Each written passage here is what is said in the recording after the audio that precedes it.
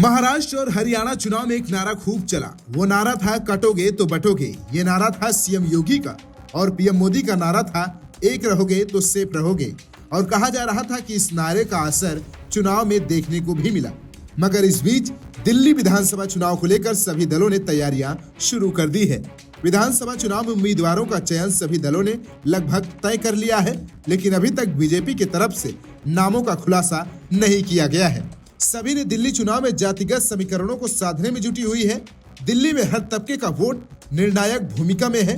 पूर्वांचल के वोटर्स भी जीत हार में बड़ी भूमिका निभाते हैं, लेकिन कहा जाता है कि दिल्ली में धर्म और जाति का मुद्दा कम चलता है। यहाँ सिर्फ रोजगार और विकास का मुद्दा चलता है। अब सवाल उठ रहा है, क्या बीजेपी इसीलिए आम आदमी पार्टी को दिल्ली में टक्कर नहीं दे पा रही है?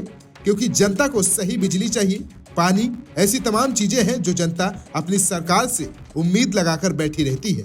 और इस तरह की योजना लाकर आम आदमी पार्टी दिल्ली वालों के दिलों में राज कर रही है।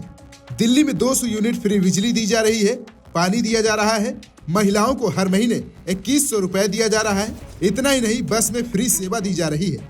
बुजुर्गों के लिए संजीवनी स्कीम लाई गई है, जो सीधे तौर पर आयुष्मान भारत योजना को टक्कर देने के लिए है। मतलब केजरीवाल को पता है कि दिल्ली की जनता को किस तरह से साधना है, और हो सकता है इसी कारण से बीजेपी आम आदमी पार्टी को सत्ता से हटाने में फेल साबित हो जाती है।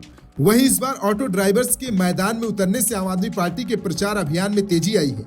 गली से लेकर मुख्य सड़कों पर केजरीवाल के विचार और गाने बजने लगे हैं। इसका फायदा आपको विधानसभा के चुनाव में हुआ। 70 सीटों वाली दिल्ली विधानसभा में पहली बार में ही आपने 28 सीटों पर जीत हासिल कर ली।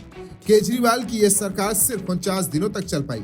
2015 में जब चुनाव हुए तो केजरीवाल के साथ ऑटो ड्राइवर फिर मैदान में उतरे।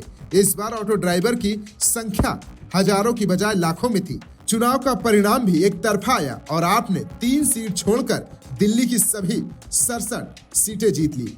10 साल बाद दिल्ली में अरविंद केजरीवाल ने फिर से ऑटो ड्राइवर्स को साधने की कवायद शुरू की है।